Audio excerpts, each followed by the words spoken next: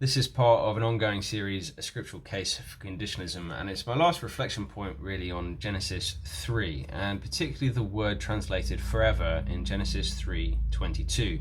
It's a Hebrew word, Olam, and I apologize for my Hebrew pronunciation. I'm not trained in this, so I'm regurgitating arguments that I've heard from different biblical scholars, and I do try and be accurate in my pronunciation, but I'm not trained in it, so forgive me. Feel free to correct me on my pronunciation if you feel so called to. Now, Olam is debated, particularly from a universalist perspective, as to how it's been rendered, and oftentimes conditionalists also get accused of changing the meaning of eternal, or in the Greek, aionios, which was used by the Septuagint, the first Greek translation of the Hebrew text, to translate the word Olam in various different places. So Olam and aionios are very similar, and they're often translated eternal, particularly in the New Testament, but here in Genesis 3:22 it's argued to be forever. So God is saying he's expelled Adam and Eve from the garden lest they take, eat, and live forever.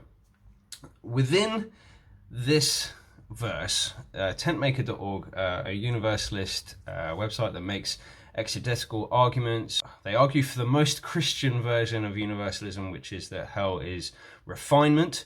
So there is a hell, there is refinement, there's torment, there's punishment, but aionios and olam are periods of time in the age to come, not necessarily an indefinite or infinite amount of time ongoing.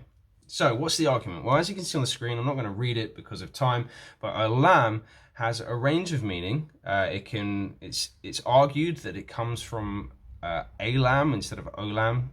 Behind it then is this idea of obscurity, indefinite, unknown, and so the idea then is that there could be a period of time that's not known. I've seen it argued online that it's about horizon. If you think of a horizon beyond the horizon, you don't know, it's obscure what's over the horizon. But it's also used in terms of a sense of permanence. So it's used in Psalm 92:8, O Lord, you reign forever. Olam. Now, I would argue that sounds permanent, and it sounds like it's ongoing if we're talking about God's reigning. It also talks about history in the past. So I believe the Nephilim in Genesis 9 came from long ago. There's an Olam in there.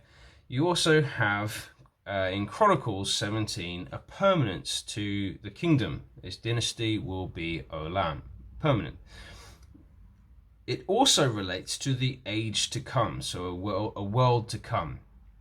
And that again may be that within that world to come isn't permanent in that world to come, but for a time they will face some experience and then be refined through it. And that would be a universalist argument around Matthew 25:46 and the eternal punishment.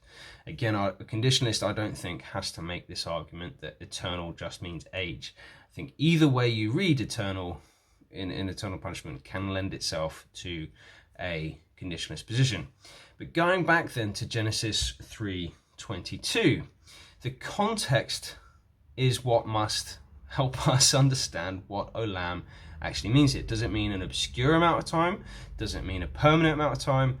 And I think in the context here of Genesis 3:22, that actually there is a sense of permanence, of a foreverness, that God does not want people to live in sin and brokenness forever. I think that makes the most sense of Genesis 3:22. Why? Well, because of the curse. The curse is that from dust you are, and to dust you shall return. The curse is death, and God doesn't want people to be facing that forever. He wants to heal the world and make all things new, and he's not going to force people to live forever in a place that is broken and messy. And that could still lend itself to a universalist position, but it does undermine the eternal torment position that God will keep people alive forever in a space of torment, because he says they won't live forever in that state. So that would be my conclusion, that a conditionalist or universalist reading could come out of Genesis 3:22. I would argue that conditionalist perspective comes better off from the wider context, that God says you will certainly die. That Satan says you won't certainly die, and then the curse says, well, they won't live forever. That context helps from a conditionalist perspective. Universalists, you might have some different views on that, but there you go. There's at least the start of the debate around eternal, Ionios, Olam. As we go through this, I'm sure we will hit that debate again, but I'm going to leave it there for now. Let me know your thoughts, where you sit in this debate, and what lends you to your reading of this passage. Thanks. Take care.